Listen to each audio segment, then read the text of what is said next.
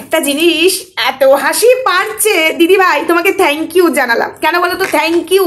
তুমি যেদিন লাইভটা না করলে হয়তো বুঝতেই পারতাম না আমাদের সাথে কত মানুষ মুখোশ পরে মিশত।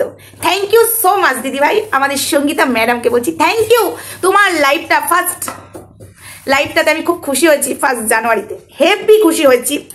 মুখোশ পরে আমাদের সাথে যারা মিশতো তাদের মুখোশটা সবার সামনে ছিঁড়ে গেছে। আজকে যাদের হয়ে লড়াই করেছি, তো তার জন্য তোমাকে থ্যাংক ইউ অবশ্যই জানাবো। এবং সন্দীপের ক্ষেত্রেও এই যে কিছু মানুষ সন্দীপকে নিয়ে ভিডিও করে বলতো ভালোবাসি ভালোবাসি কাছে আছি, এখনই তারাই বলছে অসহায় মেয়ে টিনা।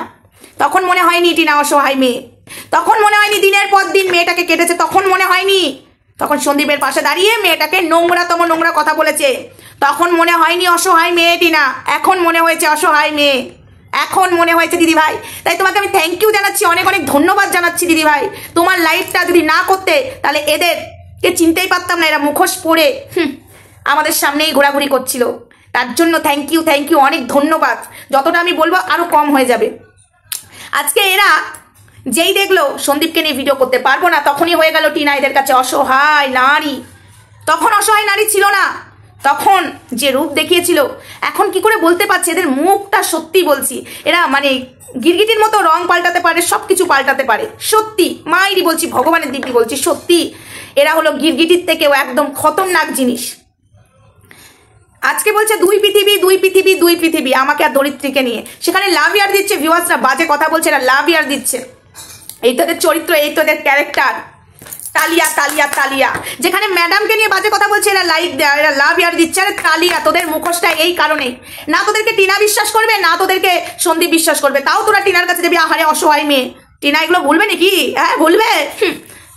আশা করি যে তার সন্তানকে ফেলে দিয়ে চলে যেতে পারে, তোদেরকে নিশ্চয়ই বুকে টেনে নিতে পারে না। ঠিক আছে, এটা আমি একদম লিখে দিতে পারি, একদম লিখে দিতে পারি। তোদের চরিত্রটা যে তোরা সামনে নিয়ে চলে এসেছিস না, এটাই দরকার ছিল দিদি ভাই।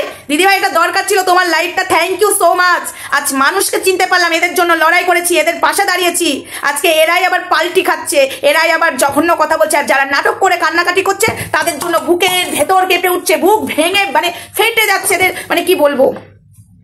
যারা কিনা ভিউজ ছাড়া কিছুই বোঝে না, তাদের নাকি আবার মায়া মমতা আছে। এই নাটকের কান্না দেখে নাকি বুক ফাটে এদের। বাবারে বাবা, সত্যি বলছি, তোদেরকে চরণটা পেলে প্রণাম করতাম আমি। না, তোদের মতো মানুষকে প্রণাম কি করা যায়? সরি না, তোদেরকে প্রণাম করা যায় না, এটা বলাটা আমার ভুল হয়েছে। তার জন্য সরি চাইছি, আমি নিজের কাছে সরি চাইছি, তোদের কাছে না, আমি নিজের কাছে নিজেকে সরি চাইছি। এটা দরকার ছিল। মেয়েটা অসহায় না, টিনা অসহায়, তখন মনে হয়নি টিনা অসহায় ছিল? যেই দিদি ভাই বললো এদেরকে নিয়ে কন্টেন্ট করা যাবে না, এখানেই দিদি ভাইয়ের বিবেকটা দেখ। আজকে টিনা যে কতটা নোংরামো কাজ করেছে, তারপরেও কিন্তু দিদি ভাই এটা বলে গেছে ও একটা মেয়ে, ওকে নিয়েও তোমরা কাটাছেড়া করবে না, সন্দীপকে নিয়েও করবে না। তখনই সঙ্গীতা ম্যাডাম খারাপ হয়ে গেল।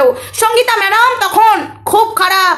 আপনাকে আমি চিনে ফেলেছি, আপনি কেমন মানুষ, সোশ্যাল মিডিয়াতে আপনি কি করছেন, আপনার এখানে জায়গা নয়, আপনি সমাজ সেবা করুন। উনি সমাজ সেবা করেন না, উনি মানব অধিকারী কর্মী, মানুষের অধিকারটা বুঝিয়ে দেয়। সমাজসেবিকা তো ওরা, টাকা নিয়ে 45 হাজার টাকা নিয়ে তারা সমাজসেবিকা করে। সঙ্গীতা ম্যাডাম সমাজসেবিকা নয়, সঙ্গীতা ম্যাডাম আইন মেনে কাজ করে। যারা আইন মেনে কাজ না করে তাদেরকে পুলিশের হাতে কেলানি খেতে হয়। ঠিক আছে, তোরা বলছিস এখানে সমাজসেবিকাকে মানায় না। যখন সমাজে ক্যামেরা খুলে এরা সমাজসেবিকা করছে, তখন তো তোদের প্রতিবাদ কোথায় থাকে রে? সমাজে কত দুর্নীতি হচ্ছে, তখন তোদের গলাবাজি কোথায়? ছি, শুধু লোকের ভাতের হাড়িতে কতটা চাল দিল, কতটা ভাত পুড়লো না, মার আছে না, একটু দেখে দেখে বেড়াস, লজ্জা লাগে না? ছি ছি, তোদেরকে ধিক্কার জানাই, লজ্জা লাগে, আমার ঘৃণা লাগে। তোরা আবার বলতে আসিস বড় বড় কথা বলতে আসিস। আচ্ছা, লজ্জার থেকে লজ্জা কথা তোদেরকে নিয়ে আমার বলতে ঘৃণা লাগছে, লজ্জাও লাগছে।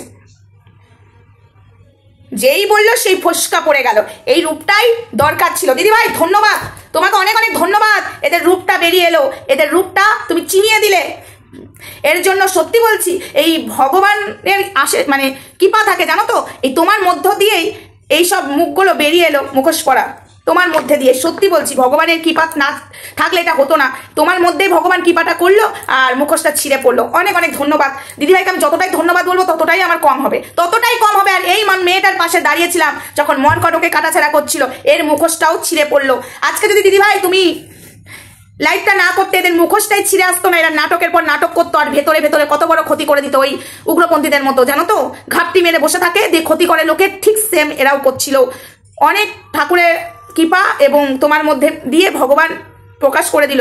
সত্যি ভগবান আছে দিদিভাই, আজকে তোমাকে আমরা দিদির মতো, মায়ের চোখের মতো, মায়ের মতো দেখি, সরি চোখের মতো না, মায়ের মতো দেখি, দিদির মতো দেখি। যদি ভুল করি তুমি শাসন করো, সেই অধিকার তোমার আছে। আজকে সীমাদিকে আমরা পেয়েছি, আমরা চাই না সীমাদিকে হারাতে। আমরা এটা বারবার বলছিলাম, সীমাদি আর দিদিভাইয়ের মধ্যে হচ্ছে তোমরা ঢোকো না, আমের আটি হয়ে গড়াগড়ি খাবে। এরা জঘন্যতম তোমাকে কথা বললো আর আমাদের দিকে আঙুল তুললো। আমরা কিনা এর মধ্যেই নেই, তোরা খাওয়া খাওয়ি করছিলিস। আজকে সন্দীপেরও চেনা দরকার ছিল, আজকে সন্দীপেরও বোঝা উচিত ছিল। এরা তোমার বাড়িতে যে পিকনিক খেয়েছে, আমি সীমাদিকে বাদ দিয়ে বলছি, সীমাদি তোমাকে নিয়ে করেন, আমি ওকে বাদ দিয়ে বলছি, আর গুলোকে তোমার বাড়িতে এরা পিকনিক খেয়ে এসেছিল। হ্যাঁ, পিকনিক খেয়ে এসেছিল, আজকে তোমার পাশে দাঁড়িয়ে তোমারই বাস দিচ্ছিল। এরা তোমারই ক্ষতি করছিল। তোমারও মুখোশটা জানাটা মানে মুখোশটা এদের সামনে, তোমারও এদের মুখোশটা তোমারও জানা দরকার ছিল। এরা মুখোশ পড়ে আছে, তুমিও জানতে পারলে, খুব ভালো কাজ করলে। তো যাই হোক, ভিডিওটা আপাতত এখানেই, নেক্সট ভিডিওতে দেখা হচ্ছে। তোমার সঙ্গে থেকো, ভালো থেকো, সুস্থ থেকো।